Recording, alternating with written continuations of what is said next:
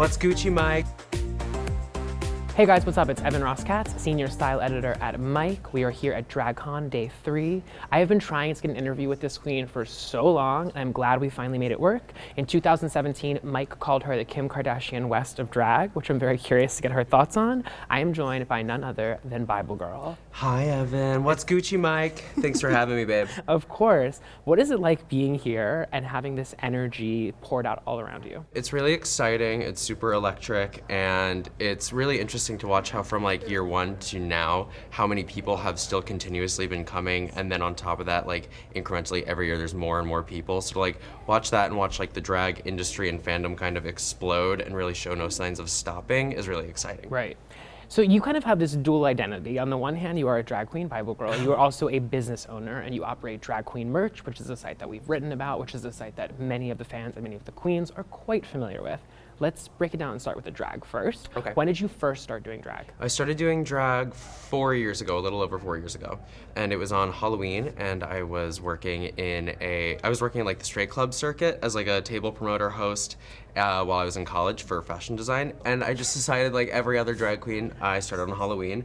I felt like it'd be really organic to like kind of just slip into the atmosphere and not be like called out for it, especially if I was like boogered down, you know? And everyone really took to it nicely, and I was like, this kind of felt really good, and I just continued, finished school, and kind of started doing this and never looked back. Where did the name BibleGirl come from? It is supposed to be evocative of like MySpace culture, generation of like scene queen culture, of like internet celebrity, and poking fun at like the entire concept of being able to market yourself on the internet. So just something irreverent and dumb. And something you're quite good at. Thanks. I want to talk about coming out for a second. LGBTQ people are used to a coming out moment, but there's also this added moment of coming out as a drag queen. Sure. What was that experience like, coming out both to your family and to your friends as a drag queen? Sure.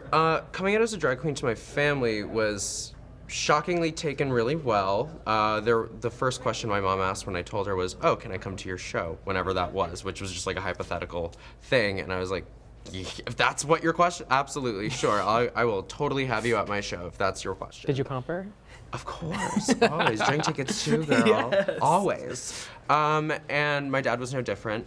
As opposed to, well, I guess friends were fine, but dating was weird. So that's like a whole come out thing where it's like, I was waiting like formulaically for the third date to then like broach the subject, and that's typically when I'd be ghosted. And that was like back in 2014, 2015, early on.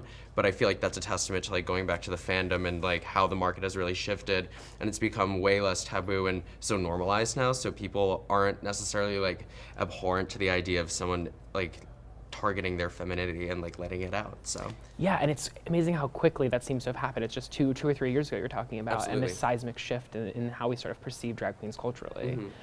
Let's talk about Drag Queen Merch. Okay. How did Drag Queen Merch first come about? So initially, when Drag Queen Merch started, it was just for my own website. It was just BibleGirl666.com, and I always knew just from my dad, he has business experience for the past like 30 years in the apparel industry. So I've always kind of had this subconscious marketing observational thing going on in my brain, I suppose. But I always knew like through my dad that a t-shirt is the #1 way to market and brand yourself and get a conversation going. So I started initially branding just through having my own merchandise and apparel at like 5,000 Instagram followers. It was like nothing, but to make people think you're the shit, you have to act like you're the shit a little bit. So that's kind of where that pivotal moment and change happened. And as I noticed that the market really was starting to have this domino effect, it was really on the precipice of crossing over into the mainstream. I was like, okay, there really is something here. And I left school during my bachelor's program, like in the first semester. I felt like all of my passions really pulling me towards this direction. And it was kind of like fight or flight, and it was just make it work. So this was just kind of what I saw as the opportunity and took it and ran. So merch today is something that we kind of associate with so many queens, but back when you started, that was less of a norm. So what was sort of the landscape like in terms of merch at that time? The landscape was very much so in the vein of like the Wild West. There really wasn't a precedent or any gauge as to how to necessarily do it a right way or a wrong way. It just kind of was. Queens were printing in bulk, and they would tour and then sell as need be, and then if you sold out, you sold out, and then you'd have to kind of I guess, make a means of figuring out how to do that. And then another thing about queens kind of independently doing their own merchandise was that there was a middleman process where, well, yeah, I guess technically they were their own middleman, where they had to do all the shipping out of UPS or FedEx themselves. They had to catalog everybody's addresses and do all the number crunching, and nothing is automated. Right. So that was just a really big component that I think had also made merchandising as a drag queen really exhausting and cumbersome and inconvenient almost, because it almost took more effort to not even make necessarily what would end up being a profit off of it after everything was said and done. So that's been a big thing about the website coming in, because we've really taken on all of those middleman actions as our own, and we've completely changed the game. So who are some of the early queens from Drag Race that you started working with? I believe one of the earliest, if not the earliest, was definitely Trixie. I met her by chance, like, actually a little bit before I had even started my own solo merch website, just by off coincidence chance. We were both in Chicago as my first like out of town gig, and both of our shows were done. I was like outside with her for a second just chatting, and we really broached really good communication together and talked about how we were like mutuals online for a minute, and how it was like really exciting to have that face-to-face connection and really bridge this cool relationship. And then a few months down the road, like this all kind of started to happen, and I reached out to her and she was game. And that was really a big pivotal change too as well, because like a lot of local girls who I was trying to get on initially, just trying to build a roster for the website, I think were, I don't know if intimidated is the right word, but having to go through information and like check logistics and numbers and all that. Like, speaking from my own experience, I hate it. So like, I'm sure other people also kind of find it a little bit of a daunting process to get it up off the ground, which we've also learned now to really simplify everything and try to keep it as streamlined of a beginning process as possible.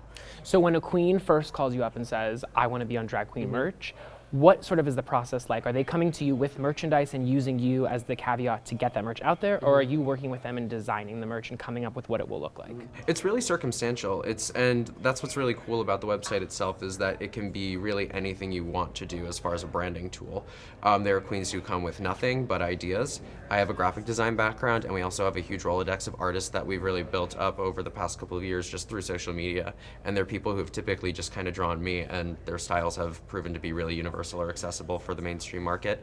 And it's a lot of correspondence and back and forth. So if a queen comes to us and they have art that's HQ, high quality, sorry, I shouldn't be abbreviating, even though it's really obvious, but if it's HQ art, we just kind of tweak what needs to be, or we add a name or add a little element that they're looking for to catch the vibe.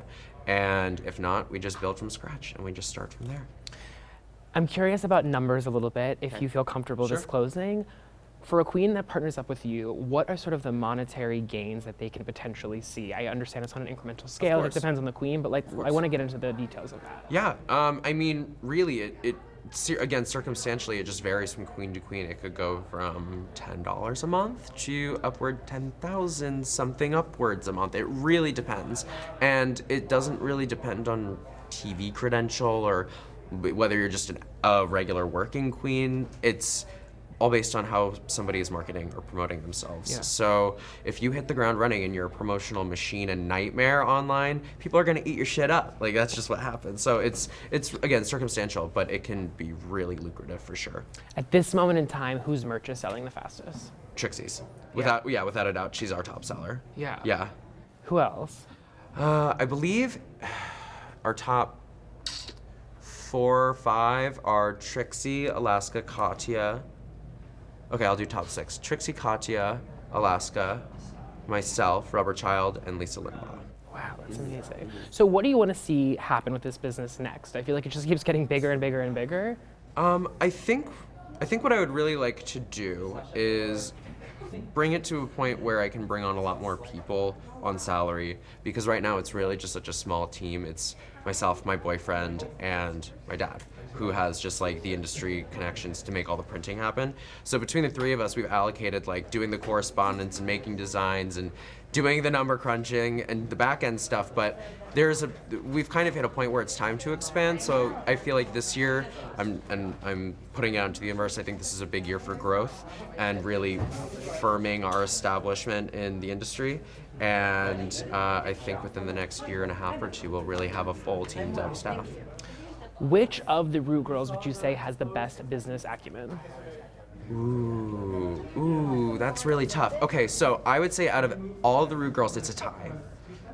It's a tie between Alaska and Trixie, without a doubt. They're really good at promotional, like everything. They have a really strong perspective of their brand, and they're confident in who they are and what they deliver, and they don't really waver away from like who they are or who their market is. So I think when they keep all of those elements to themselves and just like let it rock, they're really good. Yeah. Last thing I want to ask you is about your Twitter. Okay. I'm obsessed with your Twitter. You are very outspoken in a way that many queens I feel like wish they could be, and for some reason perhaps choose not to be. Sure. Can you talk about how you operate on Twitter?